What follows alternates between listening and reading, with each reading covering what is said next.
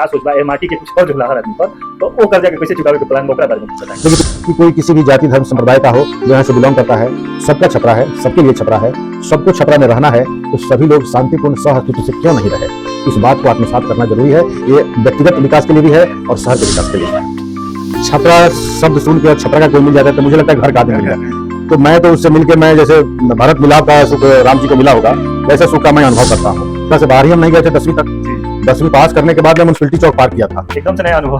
हाँ, मेरा जन्म से लेकर 10वीं तक का लाइफ मेरे गांव से और छपरा के बीच में ही सीमित थी। जब भी छुट्टी मिलता है मैं आता हूँ छपरा, ये मेरी मातृभूमि है। जैसे राम के लिए अयोध्या वैसे मेरे लिए सारन है मेरा, मुझे बहुत आनंद आता है। कठिन कठिन जगह पे आतंकवाद से लड़ाई थी, कभी कारगिल में रहा, हाई एल्टीट्यूड में रहा। जब भी घर आने का मौका मिलता है लगता है कि मैं अपने एक्चुअल जन्नत में आ गया। पर है कि पहले अटेम्प्ट में ही यूपीएससी में मेरा 59th रैंक आया और सिलेक्शन हुआ, आईपीएस मिला और Himachal cadre, that is how I am in Himachal police है। अभी हम आईजी पुलिस हैं और पुलिस मुख्यालय हिमाचल प्रदेश में पोस्टेड।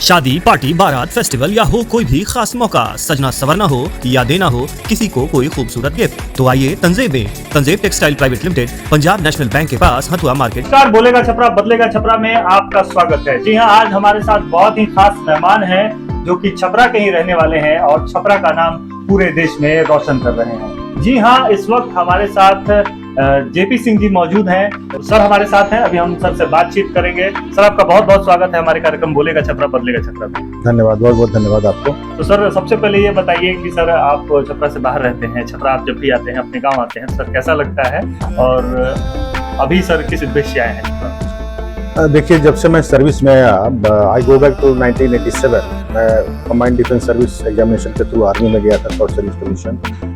तो उसकी ट्रेनिंग के बाद मैं पंजाब में रहा, JNK में रहा और अलग अलग जगहों पर डिप्लॉयमेंट रहा। कठिन कठिन जगह पे आतंकवाद से लड़ाई थी, कभी कारगिल में रहा, हाई एल्टीट्यूड में रहा। जब भी घर आने का मौका मिलता लगता है कि मैं अपने एक्चुअल जन्नत में आ गया। उसके बाद भी हमारी जो सर्विसेज है हमेशा बिहार से बाहर रही। बिहार में मैं कभी नहीं पोस्टेड रहा हूँ, तो हमको हमेशा खलता है कि मैं बिहार में क्यों नहीं हूँ। और दूसरे लोग भी तो सिविल सर्विसेज में भी, अन्य सर्विसेज में बिहार में हैं, तो मुझे बिहार काडर नहीं मिला। और मेरा रैंक भी बहुत अच्छा था, 59th रैंक था और बिहार को ही मैंने अपना पहला चॉइस भी भरा था, लेकिन हमको नहीं मिला, इसलिए मुझे मलाल रहता है। जब भी छुट्टी मिलता है मैं आता हूँ छपरा, ये मेरी मातृभूमि है। जैसे राम के लिए अयोध्या वैसे मेरे लिए सारन है मेरा, मुझे बहुत आनंद आता है। स्पर्श हॉस्पिटल प्रभुनाथ नगर छपरा। अब इमरजेंसी केस वाले मरीजों को बाहर जाने की जरूरत नहीं, क्योंकि छपरा में स्पर्श हॉस्पिटल आपको दे रहा है 24 घंटे emergency service, ICU, ventilator, dialysis, pathology, OPD सहित अन्य बहुत सारी मेडिकल सुविधाएं। संपर्क करें स्पर्श हॉस्पिटल प्रभुनाथ नगर, कदम चौक, बड़े हनुमान जी की मूर्ति से 50 मीटर दक्षिण छपरा। सर अब आपसे पूछेंगे, अब चूंकि दर्शक हमारे देख रहे हैं और दर्शकों के लिए ये भी जानना जरूरी है कि सर का इंट्रोडक्शन हम लें। बहुत सारे दर्शक जानना चाहते हैं कि आप कहाँ के रहने वाले हैं, आपकी पढ़ाई लिखाई कैसे हुई, सिविल सर्विसेज की तरफ आपका अट्रैक्शन कैसे हुआ, और छपरा जैसी जगह में जहाँ कम संसाधन है वहाँ भी आप इतने ऊंचे पद पे पहुंचे हैं, छपरा का नाम रोशन कर रहे हैं। तो सर कैसे ये सफर कैसे तय हुआ? सफर आसान नहीं होता है, तो उसके बारे में बताइए हमारे। देखिए, सारण जिला में मांझी प्रखंड है और मांझी में मेरा गांव है, टेघड़ा करके छोटा सा गांव है। और वहां से ही मैं गांव की शिक्षा प्राप्त किया। मेरे गांव के बगल में मुबारकपुर नाम का एक गांव है, जहां पर 10वीं की पढ़ाई मैंने पूरी की। और उसके बाद मैं पटना कॉलेज से मैं इंटरमीडिएट और ग्रेजुएशन किया। उस समय मेरी उम्र 18-19 साल की थी और जो घर में आर्थिक परेशानियाँ थी मेरे पीछे, और 2 भाई थे, 2 बहनें थी, मैं सबसे बड़ा था, इसलिए मुझ पर जिम्मेवारी भी थी। तो मुझे लग रहा था कि जल्दी से कुछ ना कुछ नौकरी मिल जाए तो वो ठीक रहेगा। तो उस समय मैं सिविल सर्विस के लिए एलिजिबल भी नहीं था, तो कमांड डिफेंस सर्विस एग्जामिनेशन का उस समय निकला था आवेदन, CDS का। तो वो मैंने वही 19 साल में वही मैं भर दिया और उसका जाकर एग्ज़ाम दिया। हमें नहीं था, ये है 86 की बात है, 1986। हाँ, फाइनल ईयर में था ग्रेजुएशन का। 83-86 ग्रेजुएशन का मेरा सेशन था। उस समय मैं एग्जाम में सिलेक्ट हो गया, तो यह एक सुखद आश्चर्य था। मुझे नाम नहीं था कि सिलेक्ट भी होऊंगा, क्योंकि वो पहला एग्जाम था। फिर जब हो गया तो हुआ कि अब चला जाए इलाहाबाद। पटना से बाहर हम कभी गए नहीं थे, बल्कि अब कोटा जाने की जरूरत नहीं, आपके शहर छपरा में Avanti classes powered by Acharya group of institution, JEE, NEET, CBSE, foundation programme 8, 9, 10, branch 1 second floor Silsila Vivah Bhawan, Thana road, Bhagwan Bazar, Chhapra, branch 2 second floor Godrej building, Harimohan गली, छपरा। से बाहर ही हम नहीं गए थे 10वीं तक। जी, 10वीं पास करने के बाद मैं म्युनिसिपैलिटी चौक पार किया था। एकदम से नया अनुभव। हाँ, मेरा जन्म से लेकर और 10वीं तक का लाइफ मेरे गांव से और छपरा के बीच में ही सीमित थी। और मुझे याद है बगल में आपका बस स्टैंड है, यहाँ पर स्टेट बस पर बैठे हम लोग, और वो भी उसमें सीट नहीं मिला तो ऊपर अपना एक छोटा सा बक्सा लेके बैठे और पहलेजा घाट गए थे हम लोग। पहलेजा घाट से स्टीमर पकड़ के पटना गए थे एडमिशन के लिए। तो ये वो दिन थे और इस तरह का संघर्ष था। सो उसमें सिलेक्ट हो गए तो इलाहाबाद जाना भी था कि पैसा मिल रहा है इंटरव्यू के लिए, तो इलाहाबाद चलते हैं। और इलाहाबाद हम गए और एक स्वाभाविक जो होता है इंटरव्यू, उस तरह से 4 दिन इंटरव्यू चला। वहाँ 2 दिन साइकोलॉजिकल टेस्ट होता है, 1 दिन सर्विस सिलेक्शन बोर्ड होता है, 4 दिन चलता है। और फिर वहाँ जब रिजल्ट आया तो मुझे बड़ा सुखद आश्चर्य हुआ, मैं सिलेक्ट हो गया था। 39 लोगों का बैच था, उसमें 3 लोग सिलेक्ट हुए थे, जिसमें एक मैं था। तो उसके बाद मेडिकल हुआ, मेडिकल के बाद हम घर आए। मैं कहा कि ऐसे सेलेक्ट हो गया, कोई मानने के लिए तैयार ही नहीं था। तो हमने कहा कि ये कागज है भाई, ऐसे ऐसे है, तो दिस इज हाउ। फिर हम आर्मी की सर्विस में गए, वहाँ ट्रेनिंग हुआ, वहाँ सर्विस हुई। और उसके बाद लेकिन सिविल सर्विसेज में आने का हमारा जो कॉलेज में जाने के बाद सपना बना था वो रहा, और इसलिए शॉर्ट सर्विस कमीशन के बाद मैंने आर्मी की नौकरी छोड़ दी। और तब तक मेरी शादी वगैरह भी हो गई थी। फिर हम आकर दिल्ली तैयारी करने लगे, सेल्फ स्टडी किए, और सेल्फ स्टडी के माध्यम से ही नौकरी के दौरान रहते हुए हम पढ़ते रहे। कोई कोचिंग करने का मुझे अवसर नहीं मिला, टाइम नहीं मिला, इसलिए कोई कोचिंग में नहीं कर पाया। और बीच में हम उत्तर प्रदेश सिविल सेवा में भी सिलेक्ट हुए थे, वहाँ भी थोड़े दिन नौकरी किए, लेकिन पढ़ाई हमारी जारी रही और ईश्वर की कृपा। Vidya Vihar college affiliated by Maulana Mazrul Haq Arabic and Persian University, Patna. 3 years regular full-time degree and diploma courses like BCA, BBA, BJMC, BLIS and all. बेहतर करियर और नामांकन के लिए आज ही संपर्क करें विद्या विहार कॉलेज, मेवालाल चौक, मोना पकड़ी, छपरा। रही कि पहले अटेम्प्ट में ही यूपीएससी में मेरा 59th रैंक आया और सिलेक्शन हुआ। आईपीएस मिला और हिमाचल कार्डर, that is how I am in Himachal police. अभी हम आईजी पुलिस हैं और पुलिस मुख्यालय हिमाचल प्रदेश में पोस्टेड है। तो सर, स्टूडेंट लाइफ बड़ा एक खास अनुभव होता है। हर आदमी के जीवन में स्टूडेंट लाइफ जो है उसको लोग बहुत एंजॉय करते हैं, और उसमें नए तरीके के अनुभव होते हैं। जैसे आपने कहा कि मैं कभी छपरा से बाहर नहीं गया था, फिर पटना गया, तो कुछ ऐसे अनुभव बताइए जिससे कुछ यंगस्टर्स को सीख मिलती हो, या कुछ ऐसा अनुभव बताइए जिससे लोग कुछ फील करें। अच्छा, देखिए, आजकल के बच्चों को तो बहुत सुविधाएं मिल रही है कि बच्चों से ज़्यादा तो गार्जियंस पढ़ाई कर रहे हैं, कहाँ कहाँ क्या मिलेगा क्या नहीं मिलेगा। मैं आपको अभी तक तो यही बताया, मैं पहली बार पटना गया था, छपरा से पूरब गया था। आपको ये जान के आश्चर्य होगा कि मैं जब बीए फाइनल ईयर में था, मेरे पिताजी पहली बार पटना गए थे, वही नहीं गए थे पटना जी। और वो भी तब गए जब मेरी माँ ने एक बार कहा कि लड़का तो अब कॉलेजों से पास करके निकल जी, अभी ले तो पटने ना देखा नहीं। उनका भाव ये था कि ये तो अब निकल के कहीं नौकरी करेगा तो पटना से छूट जाएगा, तो कम से कम पटना तो देख लो। तो इस तरह से पटना आए थे। तो हम जब तक हम 10वीं में थे, पिताजी का पूरा गार्जियनशिप था और हमेशा इंश्योर करते थे कि शाम को लालटेन के पास बैठे और पढ़े भी, और सोए नहीं। हम दिन में हम लोग बहुत खेलते थे तो नींद बहुत आती थी 2-4 थप्पड़ भी लगता था नींद आने पे। बट वो एक स्ट्रिक्ट गार्जियनशिप था। खेलते समय भी डर रहता था कि ज़्यादा खेलेंगे, नींद आएगी तो शाम को पिटाई हो जाएगी। तो उसकी वजह से जो परिवार में अनुशासन हम लोग सीखे, उसका भी बड़ा फायदा हुआ। और मेहनत तो काफ़ी हमको करना पड़ा, काफ़ी मेहनत किए। हमेशा मेरे मन में ये रहता था कि हमारे परिवार में संसाधनों की बहुत कमी है और बहुत कठिनाई से मेरे पिताजी पैसा देते हैं। मुझे नहीं याद है कि मेरे पूरे स्टूडेंट लाइफ में कभी भी वो हमको 500 रुपया दिए होंगे। जब आते थे हम पटना कॉलेज में तो कभी 55 रुपया देते थे, तो कभी 75 देते थे, मतलब खुदरा में। तो इतना पैसा नहीं होता था कि 300 ही दे दिए, ये लो 100 के 3 नोट ले लीजिए, 300 हो गया। नहीं, अगर 200 देंगे तो 25 रुपया और ये लो, बाकी पीछे से भेजेंगे। तो इसका हम पर इतना प्रभाव पड़ा कि इतना पैसे का अभाव है हमारे परिवार में, और जो ये बचा के दे रहे हैं ये भी काफी कटौती करके दे रहे हैं, और इसलिए हमें इसका बहुत सदुपयोग करना चाहिए। तो फर्स्ट डिवीजन से तो मैं पास किया ही था मैट्रिक। मुझे लगा कि मैं अपने पेरेंट्स को लेट डाउन नहीं होने दूंगा, इसलिए हम तो काफ़ी मेहनत किया। इंटरमीडिएट में तो सबसे ज़्यादा मेहनत की है कि फर्स्ट डिवीजन आना ही चाहिए। उस समय अनडिवाइडेड बिहार था, इंटरमीडिएट काउंसिल था। आर्ट्स में फर्स्ट डिवीजन आना वैसे भी थोड़ा कठिन होता है।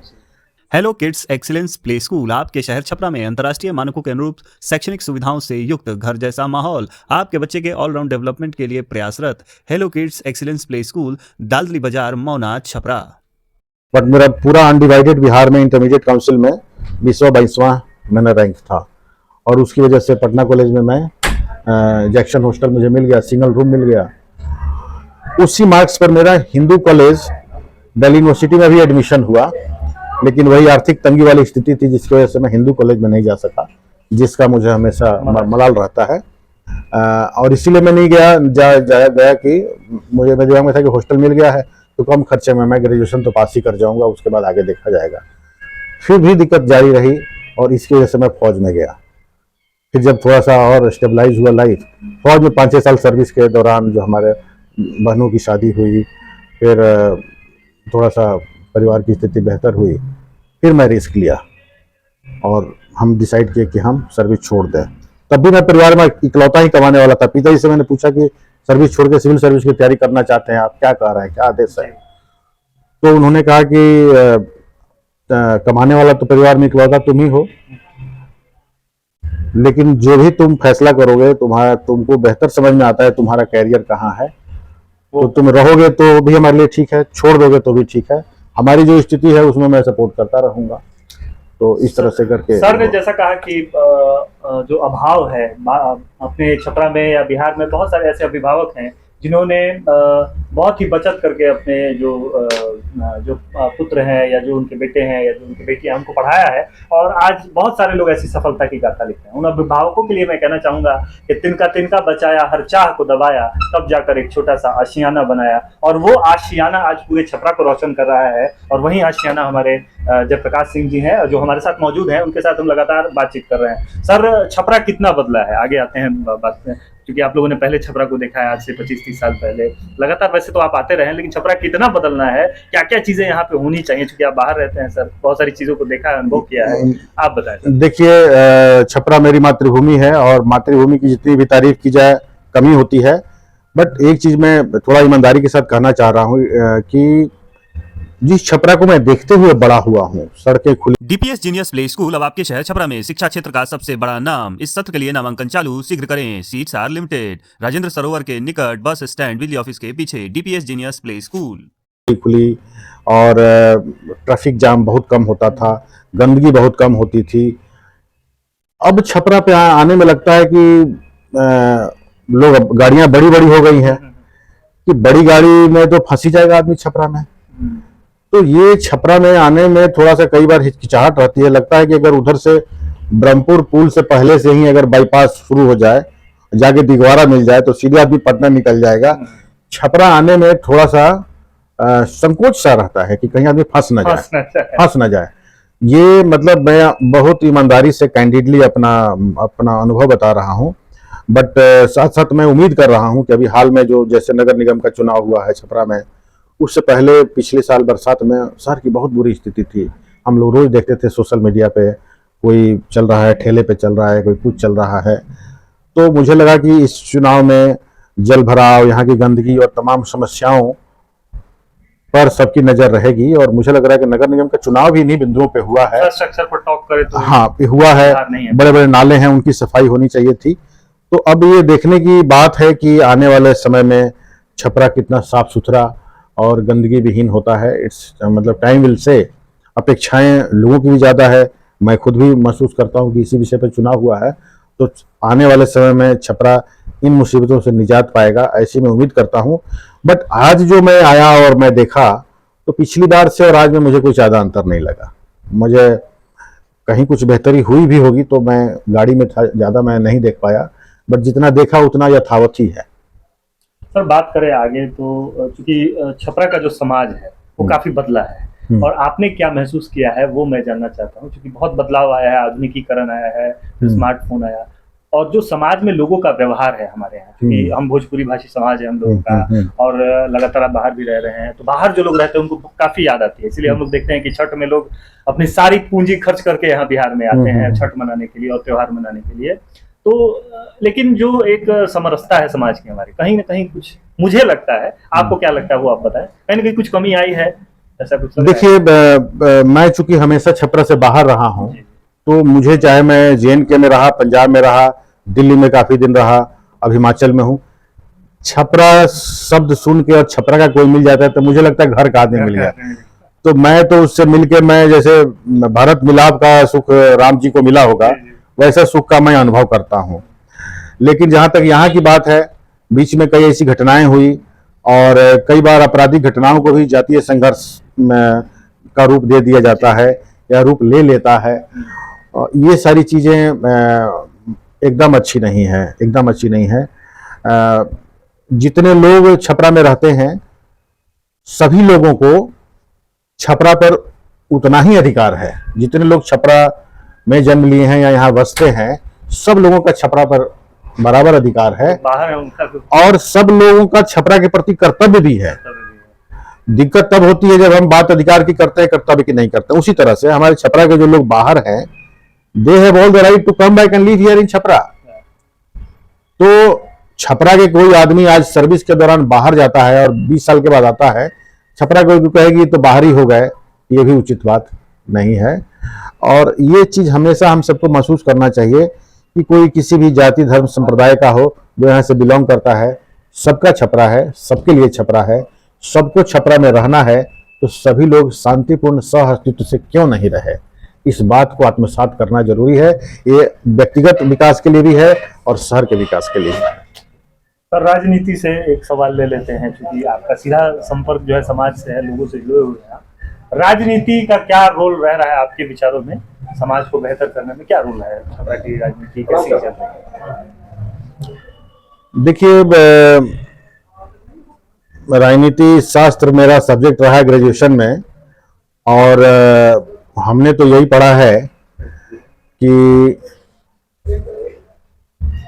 Politics is an art and science of serving the people and society. राजनीति शास्त्र समाज की सेवा करने की कला और विज्ञान है। जो लोग समाज की सेवा करने का जज्बा रखते हैं, हुनर रखते हैं और ओरिएंटेशन रखते हैं, वो सचमुच के अच्छे राजनीतिज्ञ हैं। और जो लोग राजनीति को, समाज को बांटकर, कभी जाति के नाम पे, धर्म या संप्रदाय के नाम पे, क्षेत्र के नाम पे बांटकर सत्ता तक पहुंचना चाहते हैं और अपने व्यक्तिगत हितों की पूर्ति करते हैं, मैं समझता हूं कि वो राजनीति शास्त्र का दुरुपयोग कर रहे हैं। और ये इसलिए हो रहा है कि लोग जागरूक नहीं है। लोग वोट देते हैं जाति के नाम पर, लोग वोट देते हैं धर्म के नाम पर। लोग ये नहीं देखते हैं कि 4 उम्मीदवार में एक सबसे अच्छा कौन है, तो देखते हैं कि ये हमारी जाति का है तो हमारे लिए शायद अच्छा रहेगा, ये दे दीजिए। तो कहीं ना कहीं राजनीतिज्ञों के साथ साथ दोष आम आदमी का भी है। जब तक आप बेहतरी के लिए वोट नहीं देंगे कि छपरा के लिए बेहतर कौन होगा, सारण के लिए बेहतर कौन होगा, चाहे मेरी जाति का हो, धर्म का हो, इससे कोई मतलब नहीं है। अब 4 आदमी में बेहतर कौन होगा, जो अच्छा कौन है, योग्य कौन है, अनुभवी कौन है, और सबसे ज्यादा सबसे सेवा भाव किसमें ज्यादा है, ईमानदारी से कौन सेवा कर सकता है। जब तक इन फैक्टर्स को ध्यान में रखते हुए आप वोट नहीं करेंगे, तब तक राजनीति शास्त्र का और राजनीति का दुरुपयोग होता रहेगा। तो कुछ बात हमने के भोजपुरी में कही, बोलिए। कहानी है कि बाहर जाइला तो छपरा के आदमी भेटाला तो बुझाला कि माने घर के आदमी भेटा गया, आपन माटी चुंबक नियर खींचेला। हाँ। कहीं भी हो किसन हो, तो माटी खातिर और का करे के उद्देश्य बा, का रउ सोच बा, ऐसे तो रुआ हमेशा करत रहल बनी अपना छपरा खातिर, लेकिन आगे रउ का उद्देश्य बा, का सोच बा, ए माटी के कुछ कर्ज होला हर आदमी पर, तो वो कर्जा के कैसे चुकावे के प्लान बा, ओकरा बारे में कुछ बताएं। देखिए, पिछला साल भी हमारे तो जयप्रकाश नारायण के धरती पर गए हैं, पहले भी हम जाते रहे हैं, सिताब दियारा जाते रहे हैं। नाम भी हमारे भोजपुरी में बोलता है, नाम भी हमारे जयप्रकाश रखल बा। हमारे काका जो जेपी जी के सहयोगी थे, उनसे बहुत प्रेरित थे, तो हमारा नाम उन्होंने रखा। नाम के अनुसार आदमी में गुण आना चाहिए। तो जब जब हम सोचिले हमरा बुझाला जे कुछ जयप्रकाश नारायण के गुण हमरा में आवे के चाहिए। जौन पारिवारिक स्थिति रहे वो में हमने के मेहनत से कठिनाई से संघर्ष करके एक ऐसा मुकाम पर आदमी आयल बा जहाँ रोटी के पर मकान के दिक्कत वाली बात नहीं है। और ये बार बार बुझाता जे जौना तरह से राजनीति माध्यम हो गई बा लोग के सत्ता तक जाए के आ लोग के शोषण करे के, फिर एक एगो जरूरत बा बदलाव के। हम लिखले बिरनी फेसबुक पर पोस्ट पर कि जेपी की क्रांति अभी अधूरी है, एक नए संपूर्ण क्रांति की जरूरत है। तो लगातार लेख लिखत रहिला। हाँ, लिखत रहने तो एकर कहे के मतलब ई बा जे जेकरा समाज के प्रति दर्द होके, छपरा के प्रति दर्द होके, छपरा के प्रति पीड़ा होके, अपन समय निकाले की स्थिति में होके उ लोग के आगे आवे के चाहिए।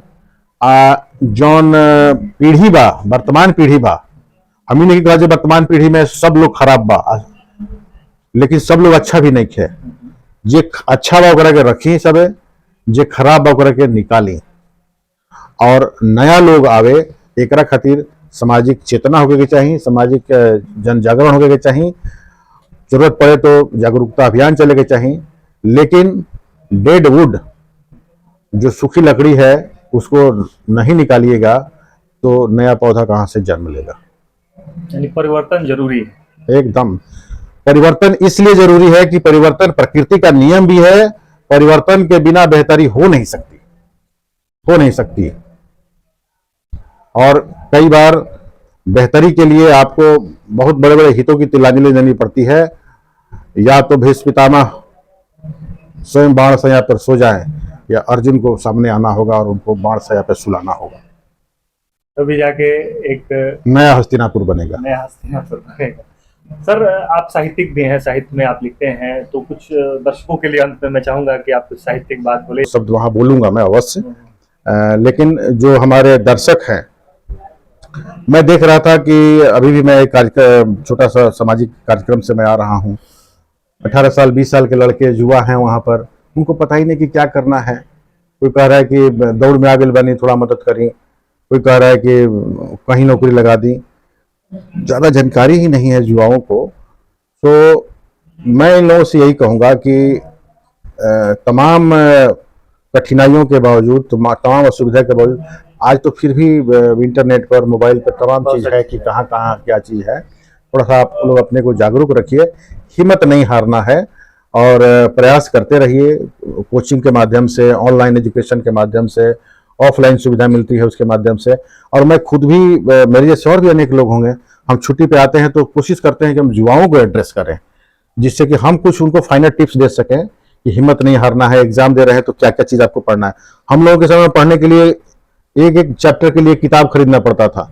आज एक चैप्टर पर 10 किताब है। इतना इंफॉर्मेशन है कि क्या पढ़े क्या छोड़े, इसकी दिक्कत है। प्रॉब्लम ऑफ प्लेंटी कहते हैं उसको, उसमें से चुनना है कि क्या पढ़ना है। So smart preparation is very important. इसीलिए मैं ITIs में, कोचिंग्स में, विभिन्न कॉलेजेस में जाते रहता हूँ। I meet with the students, I try to motivate them कि उनको हम सही रास्ते दिखा सकें, क्योंकि हम लोगों का समय तो धीरे धीरे कटता जा रहा है। ये युवा ही हमारे भविष्य हैं। अगर हम उनको बचा लिए, उनके भविष्य को संवार लिए, तो समझिए सही दिशा में चलेगा। अदरवाइज अनेक बुराइयां भी हैं, ड्रग्स है, तमाम प्रकार के प्रॉब्लम है। देश में अनेक तरह की अराष्ट्रवादी गतिविधियां भी चल रही है। तो हम लोगों को अपने बच्चों को अच्छे संस्कार। तो अगर छपरा को अपना भविष्य बनाना है तो उनके पसीनों पर जलना होगा, जिन्होंने छपरा को बेहतर बनाया है और छपरा का नाम बाहर रोशन कर रहे हैं। चाहिए एक शख्सियत हमारे साथ हैं, JP सिंह जी मौजूद है। सर, आपने हमसे बातचीत की, बोलेगा छपरा बदलेगा छपरा में कार्यक्रम अपना दिया और समय दिया हमें, इसके लिए आपका बहुत बहुत धन्यवाद। एक बार बोल दीजिए सर, बोलेगा छपरा बदलेगा छपरा। आपका बहुत बहुत धन्यवाद कि हमको आपने मौका दिया और छपरा के लोगों से मुखातिब होने के लिए। और आपका बहुत बहुत धन्यवाद करता हूं और मैं आपके इस कार्यक्रम की सफलता की कामना करता हूं।